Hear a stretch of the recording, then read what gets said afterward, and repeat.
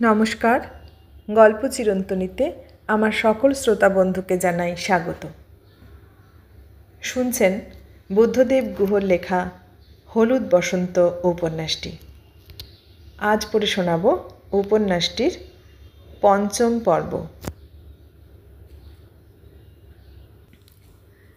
পাড়াটা থমথম করছে, ভয়ে নয় নিস্তরঙ্গতায়। মিষ্টি মিষ্টি রোদে পাশের বাড়ির বউ চান করে খড়কে ডুরে শাড়ি পরে দোতলার বারান্দায় বেতের চেয়ারে বসে ম্যাগাজিন দেখছে। কর্তা অফিস থেকে ফিরবেন, সে অপেক্ষায় নিশ্চয়ই অপেক্ষমান। আজ শনিবার, নিশ্চয়ই দুপুরে বাড়ি ফিরে লাঞ্চ করবেন। ভালো ভালো পদ রান্না হয়েছে। আজকে কর্তা রেলিশ করে কিছু খাবেন, তারপর হয়তো কর্তা গিন্নি সিনেমায় যাবেন। বড় সাহেব হলে টার্ফ ক্লাবে কি গল্ফ ক্লাবেও যেতে পারেন, নইলে অনেক কিছু করবেন, ভাবনীয় বা অভাবনীয়। এমন সময় নয়না ঘরে ঢুকে বলল, আকাশের দিকে তাকিয়ে কি ভাবছেন? হাতে ধরা ম্যাগাজিনটা ফেলে বললাম, শুধু আকাশে নয়। নয়না কাছে এসে আমার দৃষ্টি অনুসরণ করে বলল, ওর নাম রানী, আমাদের রানী বৌদি। দেখে মনে হচ্ছে ভদ্রমহিলার স্বামী খুব শৌখিন। শৌখিন? 3rd class. শখ বলে কোনো জিনিস নেই। রানী বৌদির রুচি কিন্তু খুব ভালো। তার মধ্যে একটি দৃষ্টান্ত যদি দিতে পারি, যেমন আপনার লেখা খুব ভালোবাসেন। কি ব্যাপার, আজ সকালে আমার কল্যাণে লেগেছ কেন? কখনো কি অকল্যাণে লেগেছি? না, তা লাগোনি। তুমি যে কল্যাণী। ঠাট্টা নয়, একদিন বুঝতে পাবেন কল্যাণী কিনা। নয়না চেয়ার টেনে বসে কি যেন ভাবতে লাগলো। রানী বৌদি কিন্তু অনেক দিন আপনার সঙ্গে আলাপ করতে চেয়েছেন, দাদাকেও অনেক দিন বলেছেন। আমার কাছে আপনার কথা প্রায়ই জিজ্ঞেস করেন। আপনি কখন লেখেন, কে আপনার কপি ফেয়ার করে দেয়, আপনার মেজাজ কেমন, ইত্যাদি ইত্যাদি। তুমি কি বলো? আমি আবার কি বলবো? আমি কি আপনার প্রাইভেট সেক্রেটারি যে এসব কথার খবর রাখবো? তবু আমি বলি যা খুশি বানিয়ে বানিয়ে। বললাম, বানিয়ে বানিয়ে মানে? মানে আমার যা বানাতে ইচ্ছে করে। বললাম, তোমার তো বুদ্ধি রাখার জায়গা নেই, কিন্তু এও বলে দাওনি তো যে আমার লেখার অনুপ্রেরণা তুমি। ভারী তো লেখেন, তার আবার অনুপ্রেরণা। আচ্ছা, তোমাকে নিয়েই যদি একটি গল্প লিখি। আমাকে নিয়ে মানে? তোমাকে নিয়ে মানে তোমাকে নায়িকা করে। আমি আবার নায়িকা হব কি করে? নায়িকা হবার যোগ্যতা কোথায়? সে তো নায়ক এবং যে লিখবে সে বুঝবে। তাহলে লিখুন। মনে হলো খুব নিষ্পৃহ গলায় বলল কথাটা। বললাম, তোমার গর্ব হবে না নয়না? নয়না আমার চোখের দিকে চাইল। অনেক দিন পরে ও এরকমভাবে চাইল। তারপর মুখ নিচু করে নিয়ে বলল, হয়তো হবে, জানি না, কিন্তু নায়িকার গর্ব হলে লেখকের কি লাভ? লেখক কি পাবে? বললাম, লেখকরা তো কিছু পাবার জন্যে লেখেন না, নিজেদের নিঃশেষে ফুরিয়ে ফেলার জন্যে লেখেন। লেখকরা কোনোদিনও লাভবান হন না। নায়ক নায়িকারা খুশি হলেই তারা খুশি হন। নয়না বলল, আমি অত জানি না, তবে আমার ভাবতেই মজা লাগে। নায়িকাকে কিন্তু আমার চেয়ে সুন্দর করে আঁকবেন, আর যিনি ছবি আঁকবেন তাকেও বলে দেবেন নায়িকা যেন দারুণ দেখতে হয়। বললাম, তোমার চেয়ে ভালোই আমার দরকার নেই, হুবহু তোমার মতো আঁকতে বলবো। কিছুক্ষণ চুপ করে থাকলাম। নয়না বলল, সত্যি সত্যি সত্যি আমাকে নিয়ে গল্প লিখবেন? বললাম, সত্যি সত্যি সত্যি। অনেকক্ষণ নয়না মুখ নিচু করে বসে কি যেন ভাবতে লাগলো। কিছুক্ষণ আগে ও চান করেছে, একটি খাটাও ভয়েল পড়েছে, চোখের নিচটা লালচে লাগছে, ভুরুতে একটু হালকা আইব্রো পেন্সিল ছুঁয়েছে, ঠোঁটে পাতলা করে ভেজলেন। চোখে সামান্য কাজল বুলিয়েছে। বারান্দার হাওয়ায় ওর শিকাকাই ঘষা চুল এলোমেলো হচ্ছে।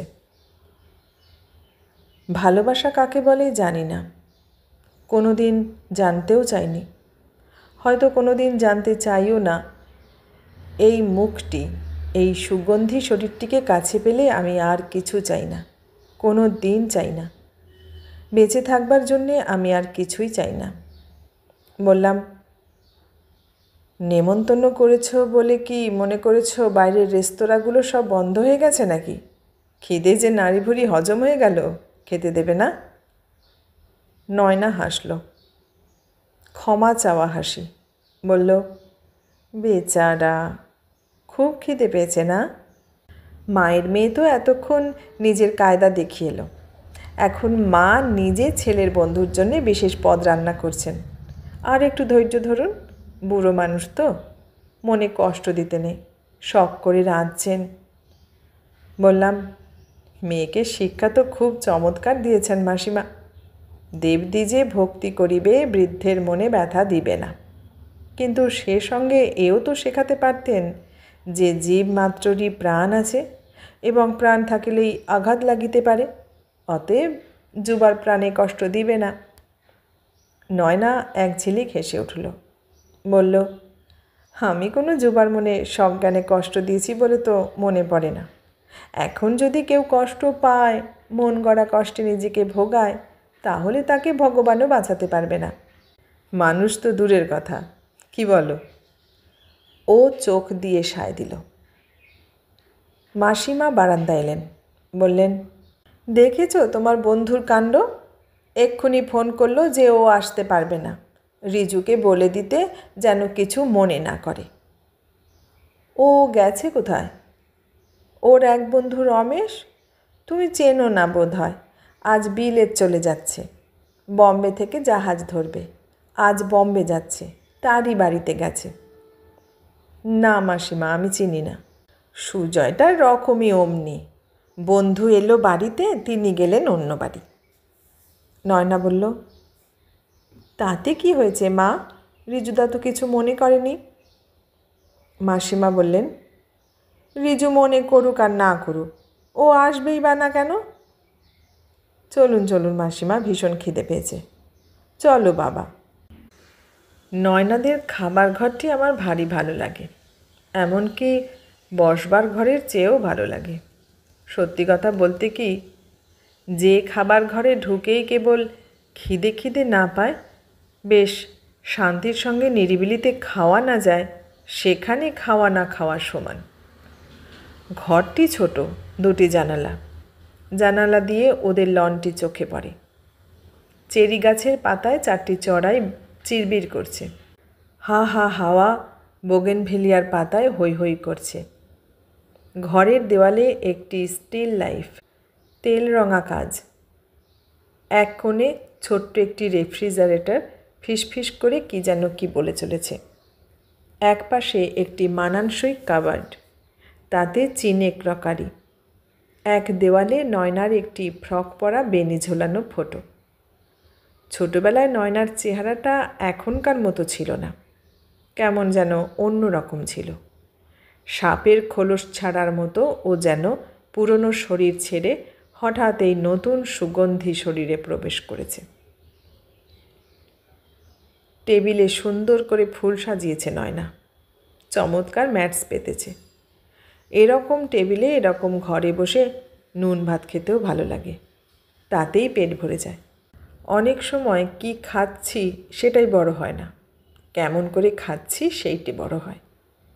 নয়নাদের খাবার ঘরে ঢুকলে কেবল আমার তাই মনে হয়।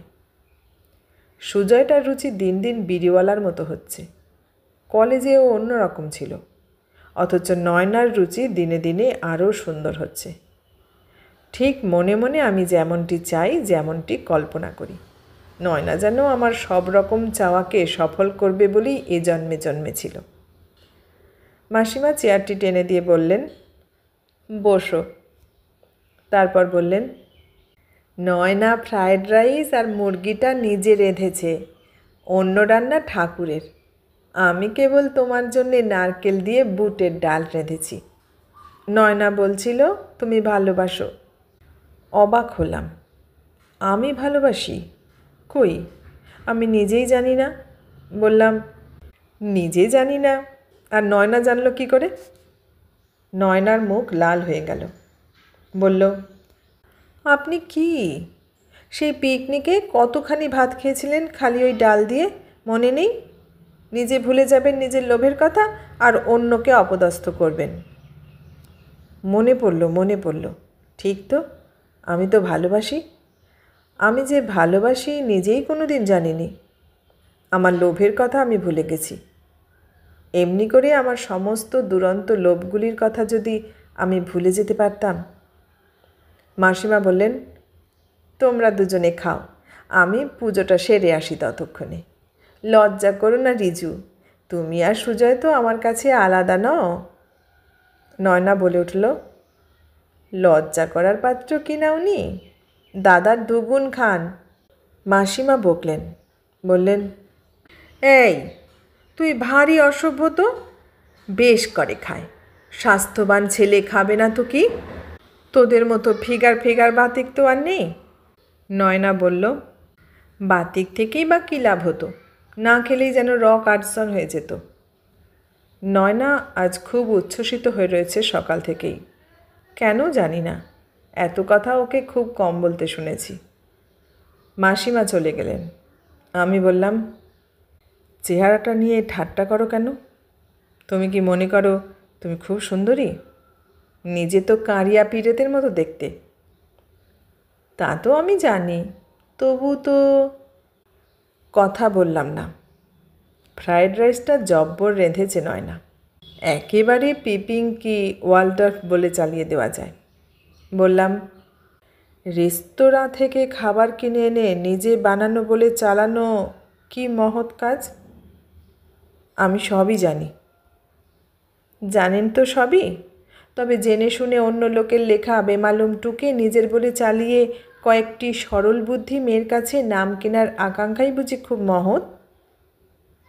বললাম, তোমার সঙ্গে কথা বলবো না।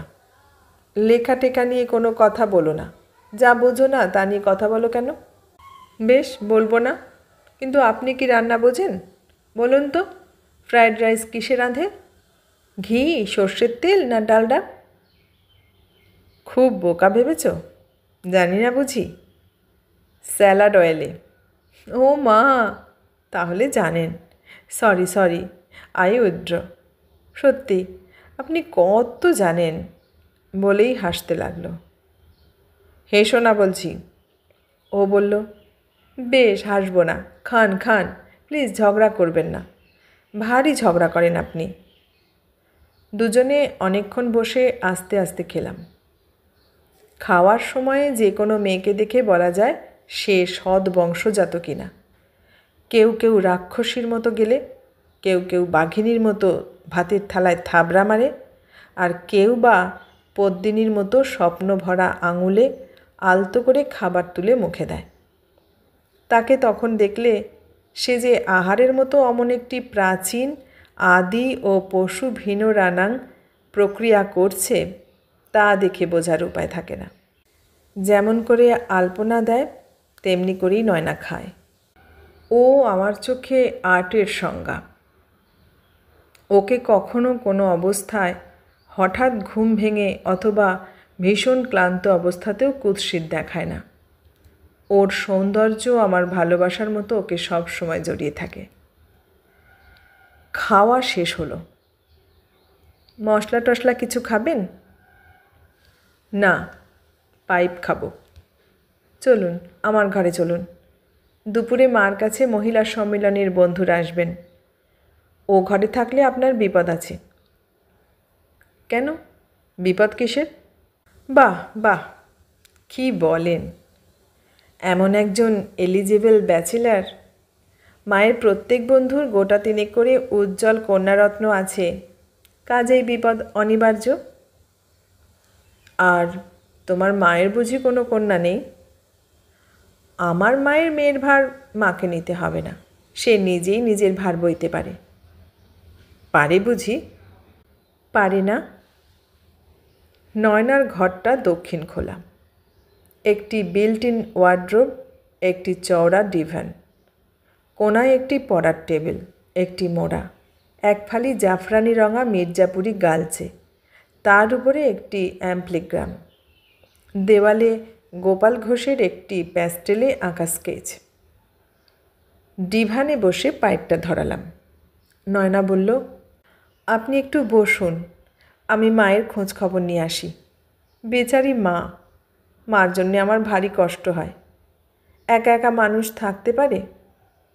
আমার বন্ধুর মাদের কত মজা, বাবাদের সঙ্গে সিনেমায় যান, চওড়া চওড়া কস্তা পেরে শাড়ি পরেন, দোল দুর্গোৎসবে কত আনন্দ করেন। আর মা আমার কীরকম ফ্যাকাশে হয়ে থাকেন। বাবার উপর রাগ হয়। কোনো মানে হয় এমন করে মাকে ফেলে যাবার? বললাম, কি করবে বলো, আমার তোমার তো কোনো হাত নেই। নয়না বলল, আমি এক্ষুনি আসছি। হ্যাঁ। নয়না চলে গেল। আমি বসে বসে অবাক হয়ে ভাবতে লাগলাম, ওইটুকু মেয়ের সকলের প্রতি কী সমবেদনা। ওর ওই ক্ষীণ শরীরের ভিতর যে এত বড় একটি বুদ্ধিমতী মহতী প্রাণ লুকিয়ে আছে, তা ওকে যে কাছে থেকে জানে না সে কখনো জানবে না। ও ওর কাছের লোকেদের এমন হৃদয় দিয়ে অনুভব করে যে সে বলার নয়। আমি জানি ও আমাকে ভালোবাসে না, হয়তো কোনো দিন ভালোবাসবেও না, অথচ ও কোনো দিন আমাকে ঘুণাক্ষরেও জানতে দেয়নি যে আমার কোনো ভবিষ্যৎ নেই। একে ফ্লার্ট করা বলে না। একে কি বলে তা জানি না, তবে এটুকু জানি, খুব কম মেয়ে জানে যে আত্মসম্মান অক্ষুণ্ণ রেখে নিজের চাওয়াকে অবিকৃত রেখেও নিজেকে অনিঃশেষে কোনো ভিক্ষুকের হাতে তুলে দিতে হয়। হাই ভোল্টেজ বিদ্যুৎ তারের মতো নয়না অনেক বিদ্যুৎ ভার সইতে পারে, বইতে পারে, কিন্তু ও নিজে জ্বলে যায় না। ও সেই বিদ্যুৎ বয়ে নিয়ে গিয়ে মনে মনে ঘরে ঘরে আলো জ্বালায়। ও আমার মন দেয়ালি। নোংরা ভিক্ষুকের নোংরা হাতে ওর শালীনতা কলুষিত হতে পারে যে সে সম্ভাবনার কথা ও জানে, অথচ তবু যুদ্ধক্ষেত্রে ফ্লোরেন্স নাইটিঙ্গেলের মতো ও আমার কামনাহত মনকে পবিত্রতার প্রদীপ জেলে শুশ্রূষা করে, নিজের শরীরের গেরিলা বাহিনীকে ও অবহেলায় অগ্রাহ্য করে। কি করে ও পারে জানি না, শুধু জানি যে ও পারে, একমাত্র ওই পারে। একটু পরে নয়না ফিরে এলো। মোড়াটার উপর বসে বলল, সাউন্ড অফ মিউজিক দেখেছেন? গ্লোবে হচ্ছে। বললাম, যখন কলেজে পড়তাম তখন আমাদের কলেজে হলে একবার হয়েছিল, তখন দেখেছিলাম। অবশ্য অনেক দিন হয়ে গেল। সে তো পুরনো ছবি, নতুন ছবি দেখেননি? 70 মিলিমিটারের ছবি। আর কি গান, কি গান! ব্যাপারটা কি বলো তো, ভালো করে মনে নেই। ব্যাপারটা গান। তারপর মোড়া ছেড়ে উঠে বলল, শুনুন তবে, আমার কাছে রেকর্ড আছে, শোনাচ্ছি। লং প্লেইং রেকর্ড, অনেক গান। তার মধ্যে একটি গান আমাকে ও বিশেষ করে শুনতে বলল, বিশেষ করে কানে লাগলো। Nothing comes from nothing, nothing ever could. In my youth or in my childhood I must have done something good. গান শেষ হলো। শুধলাম, আচ্ছা, এই ছবিতে অনেকগুলো বাচ্চা টাচ্চা ছিল না? জুলি অ্যান্ড্রুজ আছে?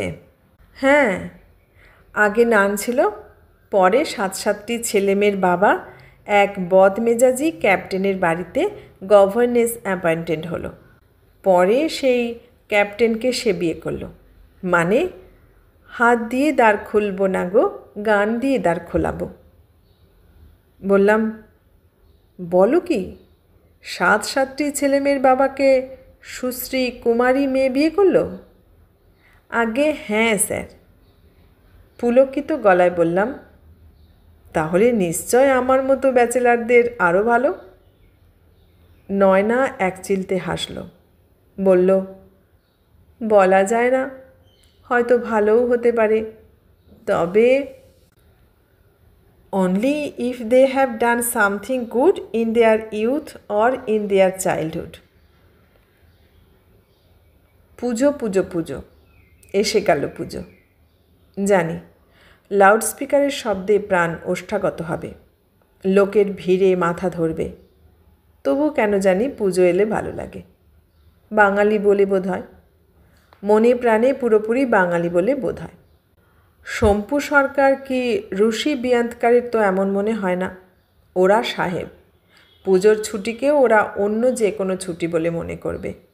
সকালে উঠে ওরা যথারীতি চান করবে, ব্রেকফাস্ট করবে, তারপর ড্রেন পাইপ গলিয়ে কারো বাড়ি গিয়ে তাসের আড্ডায় বসবে, নয়তো ক্লাবে গিয়ে বিয়ার খাবে।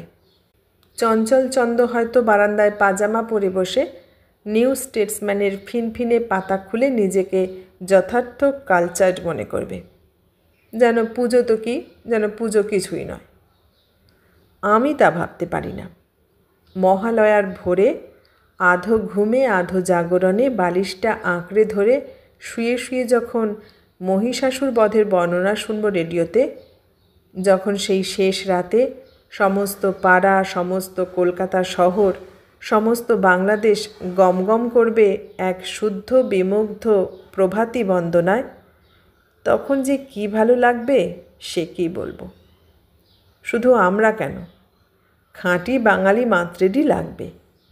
পুজো আসছে, ভালো লাগবে না? তারপর মহালয়ার ভোর হবে, শরতের নীল আকাশে রোদ্দুর ঝিলিক দেবে। সকালে হয়তো রেডিওতে কণিকা ব্যানার্জির গান থাকবে, শরৎ আলোর কমল বনে বাহির হয়ে বিহার করে যে ছিল মোর মনে মনে।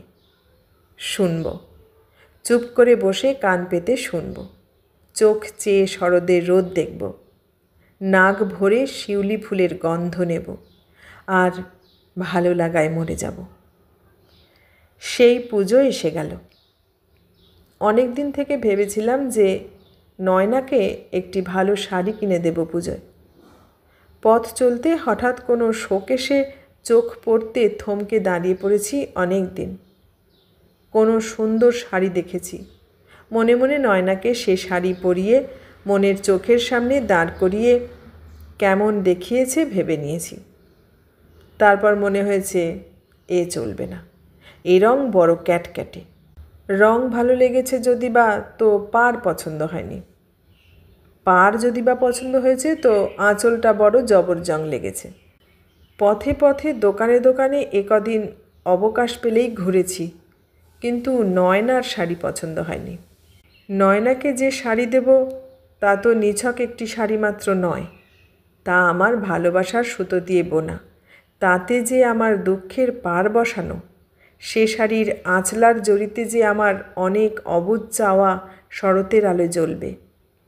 সে শাড়ির সমস্ত মসৃণতায় আমি যে আমার নয়না সোনার সমস্ত শরীরে মিশে থাকব, ছড়িয়ে থাকব, আমি যে জড়িয়ে থাকব। অনেক বেছে বেছে শেষে পছন্দ হলো একটি তসরের শাড়ি, শাড়ির মতো শাড়ি।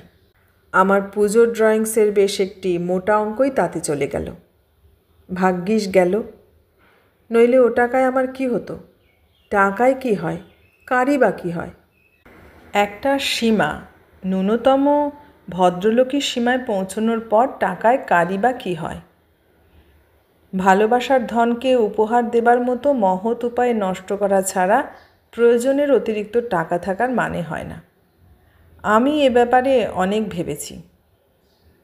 নিজের প্রয়োজন কোনো দিন মিটবে না, প্রয়োজনের শেষ হবে না, বাড়ালেই বাড়বে। তার চেয়ে নিজের প্রয়োজন সীমিত রেখে যাদের ভালোবাসি তাদের জন্যে কিছু করতে পারলে আনন্দে বুক ভরে যায়। যে টাকায় নয়নাকে শাড়ি কিনে দিলাম সে টাকায় আমার একটি ভালো টেরিলিনের স্যুট হতো, কিন্তু বিনিময়ে এ যে আমার কত বড় পাওয়া হলো আমিই জানি। নয়নার যেদিন পুজোর মধ্যে ওই শাড়িটি পরে আমার সঙ্গে দেখা করবে, ওই শাড়িটি পরে যখন হাসি হাসি মুখে আমার দিকে চাইবে, তখন আমি 10-10টি টেরিলিনের স্যুট প্রাপ্তি আনন্দ পাব। সব আনন্দের মাপ কি একই কাঁটায় হয়? এ আনন্দ অন্য আনন্দ, উদার আনন্দ, মহৎ আনন্দ। পুজোর দিনে পুজো মণ্ডপে ধূপের গন্ধ, ফুলের গন্ধ, ফলের গন্ধ, ভোগের খিচুড়ি রান্নার গন্ধ, ঢাকের শব্দ, শিশুর কান্নার শব্দ, যুবতীর উচ্ছল হাসির জলতরঙ্গ এবং বিধবার করুণ বিষণ্ণ নিস্তব্ধতার মাঝে মা দুর্গার সামনে নয়না এই শাড়ি পরে যখন আমার সামনে এসে দাঁড়াবে, তখন আমি ভালো লাগার পবিত্রতায় নিস্তরঙ্গ হয়ে যাব। তখন আমি নয়নাকে পা ছুঁয়ে প্রণাম করতে চাইব। চান করা খোলা চুল ওর পিঠময় ছড়িয়ে থাকবে। ওকে আমি নিচু হয়ে প্রণাম করব। ও বলবে, আহ, কি করছেন রিজুদা? ওকে আমি প্রণাম করব, মা দুর্গাকে প্রণাম করব, সেই পুজোর সকালকে প্রণাম করব, আমার সুগন্ধি ভালোবাসাকে প্রণাম করব। কি করে হবে জানি না, সেই মুহূর্তে মায়ের সামনে দাঁড়িয়ে নয়নাকে মায়েরই অন্য এক রূপ বলে আমার মনে হবে। সেই সকালে নয়নার কাছে আমি সস্তা কিছু চাইব না, শুধু মনের সুগন্ধ চাইব, শুধু নিচু হয়ে মাথা নত করে প্রণাম করতে চাইব। নিজেকে ছোট করে মাটির সঙ্গে মিশিয়ে ধুলো করে মায়ের সামনে নিজেকে জানার চেষ্টা করব। আজ মহাষ্টমী। স্নান করে জাস্টিস মুখার্জির বাড়ির পুজো মণ্ডপে গিয়ে অঞ্জলি দিয়ে এসেছি। এখন ধুতি পাঞ্জাবি পরে নিজের ঘরে বসে আছি। ভাবছি কি করা যায়। জ্যোতিদের বাড়ি পুজো হয়, দুপুরে যেতে বলেছে, খেতে বলেছে। পুজোর পরই ওরা কদিনের জন্য চলে যাচ্ছে হাজারিবাগে শিকারে। অনেকবার যেতে বলেছে আমায়। সুগতও যাচ্ছে, রঞ্জনও যাবে। ভাবছি ঘুরেই আসি, অনেক দিন যাই না জঙ্গলে। ঘোর সওয়ারদের সঙ্গে কথা বলি না, টুঙ্গি পাখির শির শুনি না, কালি তিতিরের ডাক শুনি না, মাদলের আওয়াজ শুনি না, মানে অনেক কিছু অনেক দিন দেখি না, শুনি না, গন্ধ নিই না। অতএব যাব। সুগতকে একটি ফোন করলাম, বললাম, জ্যোতির বাড়ি এসো, কথা আছে, আমিও হাজারিবাগ যাচ্ছি। ও বলল, খুব ভালো কথা, 11টা নাগাদ চলে এসো, আমিও পৌঁছচ্ছি। ফোন রেখে দিলাম। এমন সময় দরজার পর্দার আড়ালে দাঁড়িয়ে কে যেন আমার ঘরের খোলা দরজায় দুবার টোকা দিল। চেয়ে দেখি পর্দার নিচে ফলসা রঙা শাড়ির তলায় দুটি পা, খালি পা। এ পায়ের পাতা আমি চিনি, এ পায়ের পাতা অনেক রাতে আমি স্বপ্ন দেখেছি। নয়না বলল, আসতে পারি?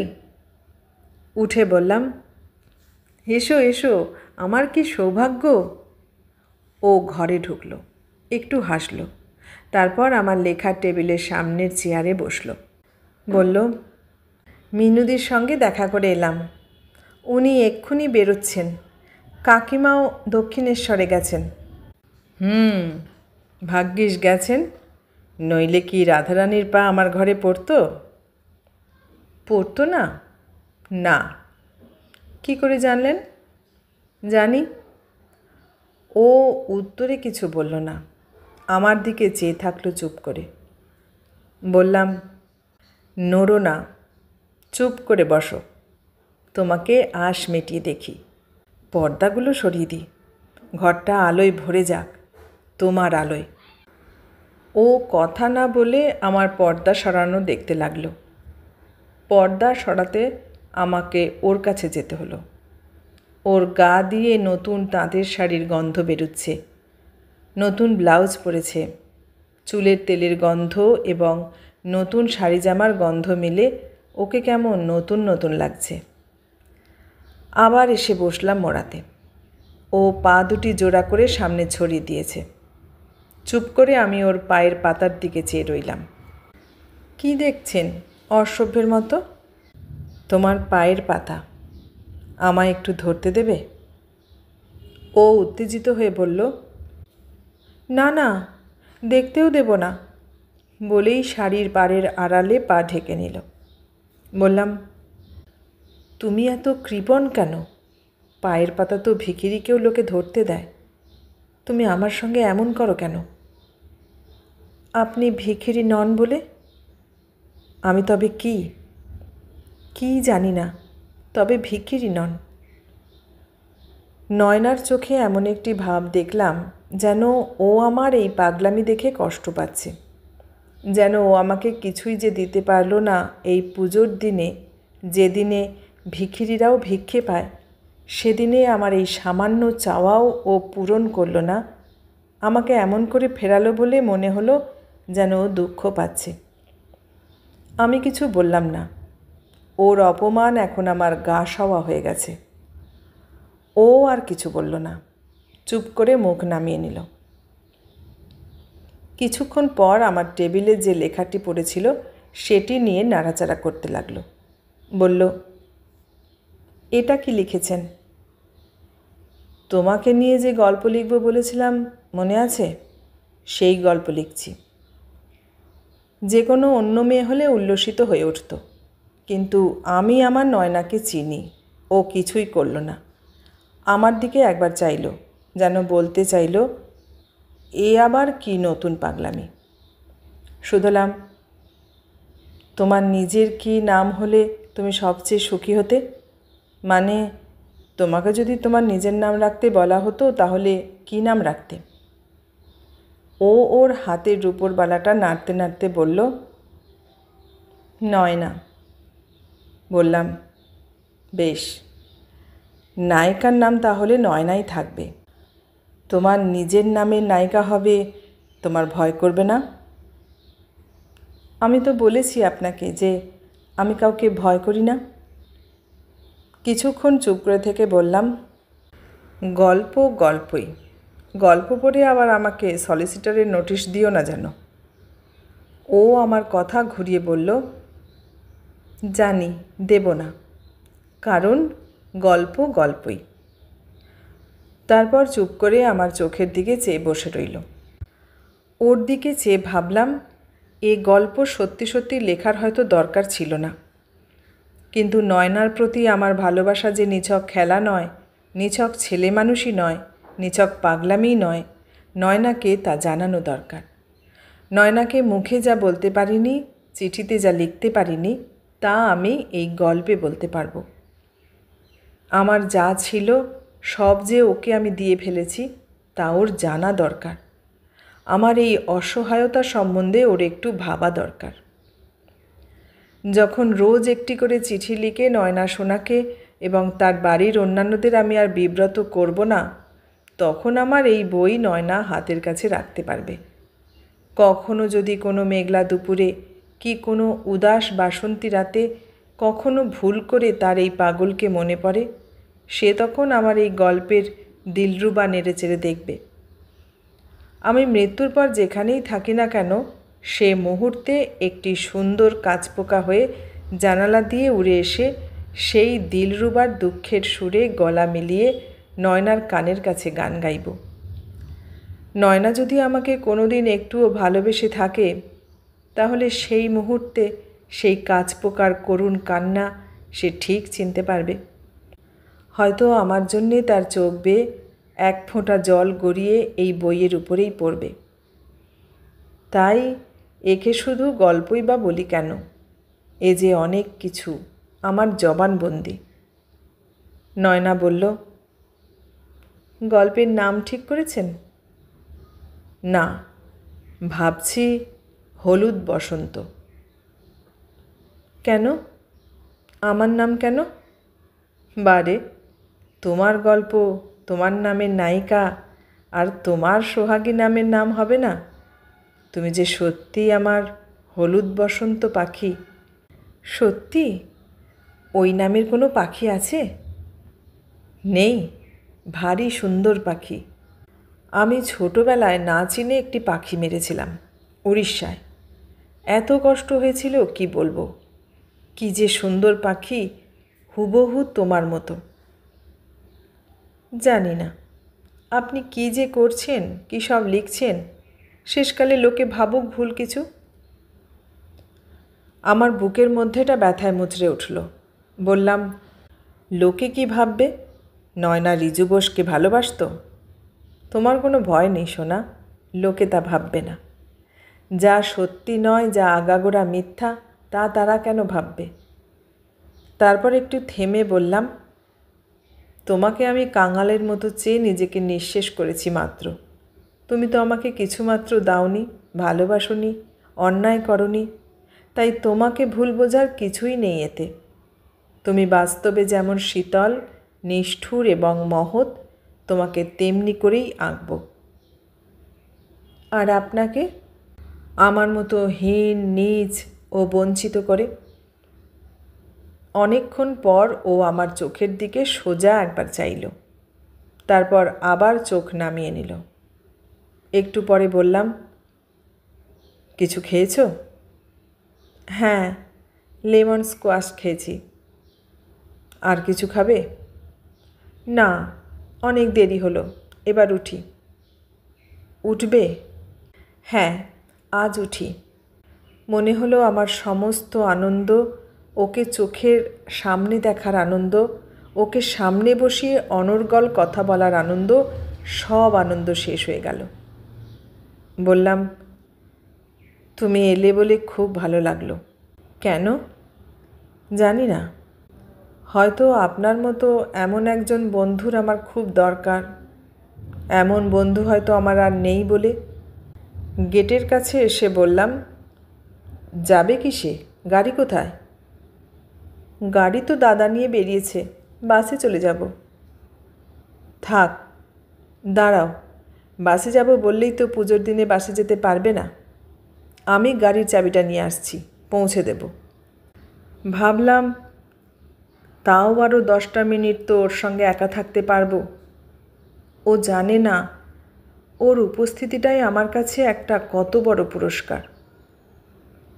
গাড়িতে নয়না বলল, রিজুদা, আজ রাতে প্রতিমা দেখাতে নিয়ে যাবেন? রানী রাসমণির বাড়ির প্রতিমা নাকি খুব ভালো হয়েছে। কখন যাবে? এই 8টা-9টা নাগাদ। বেশ, আমি যাব। তুমি তৈরি হয়ে থেকো বাড়িতে। আচ্ছা। নয়নাকে নামিয়ে দিলাম বাড়িতে। এতক্ষণ শুনলেন বুদ্ধদেব গুহর লেখা হলুদ বসন্ত উপন্যাসটির 5ম পর্ব। কেমন লাগলো? ভালো লাগলে লাইক, কমেন্ট, শেয়ার করবেন। আর নতুন বন্ধু হলে সাবস্ক্রাইব করার অনুরোধ রইল। সবাইকে অনেক ধন্যবাদ জানিয়ে আজ এখানেই শেষ করলাম।